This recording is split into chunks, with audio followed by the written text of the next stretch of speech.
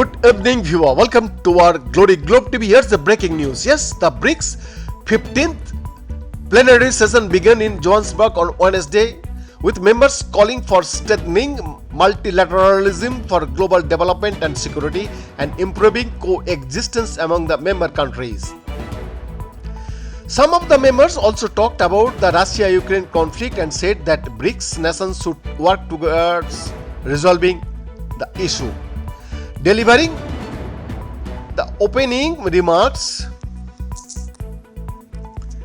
South African President Cyril Ramaphosa called on member countries to further the interests of the global south and praise the industrialized countries to support climate actions. BRICS nations need to advance the interests of the global south and call for industrialized countries to honor their commitments to support climate actions by developing economic progress. Talking about the ongoing Russia-Ukraine conflict, Ramaphosa said that BRICS countries will continue to be supportive of bringing this conflict to an end through dialogue, mediation and negotiation. Then Indian Prime Minister Narendra Modi backed the idea of BRICS expansion, prompting other leaders to clap in response. He later also called all BRICS members to support the inclusion of the African Union into the G20 grouping. He also proposed BRICS cooperation in the space exploration consortium that will focus on space research and weather monitoring, suggesting that cooperation in education, technology and skill mapping.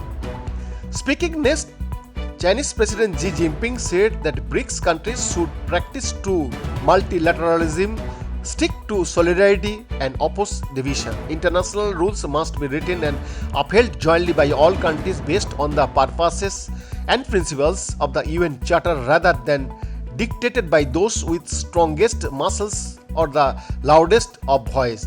BRICS countries should practice true multilateralism, stick to solidarity and oppose division. Human history will not end with a particular civilization or system. BRICS countries need to champion the spirit of inclusiveness and advocate peaceful coexistence and harmony between civilizations. We should respect all modernization paths that each country chooses on its own and oppose ideological rivalry, systemic confrontation and crash of civilization. The Chinese leader further said that BRICS should expand cooperation in other fields such as security to uphold peace and tranquility.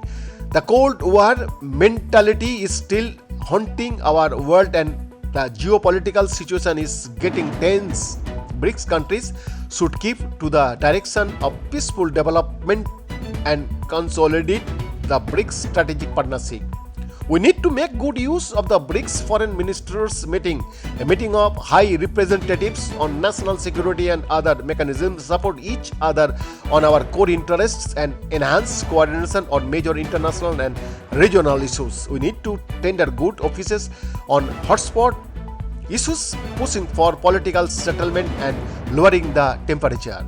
Addressing the event virtually, Russian President Vladimir Putin talked about the Ukraine conflict, wherein he blamed the West's hegemony mindsets as key reason for starting the war. We are against any hegemony.